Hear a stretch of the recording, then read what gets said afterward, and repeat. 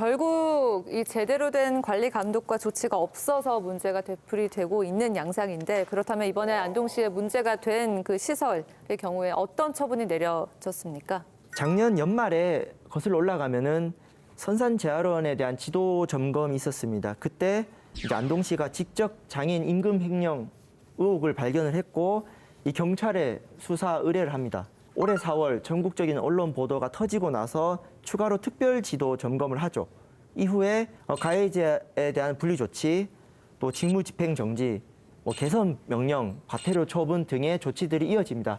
물론 미진한 부분이 많지요. 네. 이 정도 사안이면은 시설 폐쇄로 가는 게 맞고 시설 폐쇄를 가기 전에 청문 절차를 거쳐야 되거든요. 7월 18일에 진행을 했습니다. MBC 첫 보도 3개월 만에 안동시가 이 시설의 폐쇄 처분을 결정했습니다. 안동시가 정식 허가를 받은 시설을 폐쇄하는 행정처분을 내린 건 이번이 처음입니다. 안동시는 오는 12월 31일까지 5개월간의 유예 기간을 두고 시설 거주인을 전원 조치하는 등 시설 폐쇄 절차를 밟을 예정입니다.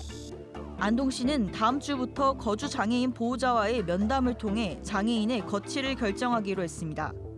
장애인과 보호자가 가정에 돌아가기를 원치 않으면 자립을 위한 주거 공간과 생활비를 지원하거나 다른 거주 시설로 전원하는 방안이 논의되고 있습니다. 하지만 선산재활원 측은 행정처분에 불복하는 행정소송을 고려하는 걸로 전해집니다.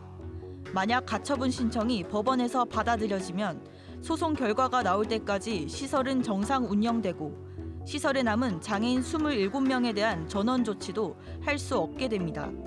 행정처분 확정이 지체되는 사이 피해 장애인들이 학대를 경험한 환경에 기약 없이 노출되는 것 아니냐는 우려가 나옵니다. 네, 문제는 앞서 이제 얘기를 해주셨는데 시설 폐쇄 처분은 끝이 아니라 시작이거든요. 이 폐쇄 처분에 따른 후속 조치를 진행을 해야 되고 당장 문 닫고 다 나가세요 이렇게 되는 것은 안 되기 때문에 그 후속 조치를 제대로 이행할 임시시설장도 선임을 해야 되고 거주인분 거처와 관련 지원들이 쭉 이어져야 되는데 이걸 안동시 행정이 제대로 이행할 것인가 또 문제시설을 운영했던 공익법인으로서 이미 이제 목적을 상실한 것으로 보이는 사회복지법인에 대해서 경상북도는 또 제대로 처분할 것인가라고 질문해보면 사실 걱정이 더 앞서는 상황인 거죠. 법인 허가 취소는 안 되는 부분일까요? 이번에 국회에서도 지적이 됐던 부분인데 안타깝게도 경상북도 측의 답변은 법리적인 검토가 필요하다. 여전히 진행 중인 사안이라서 답변이 어렵다라는 정도의 소극적인 입장을 되풀이하고 있었습니다.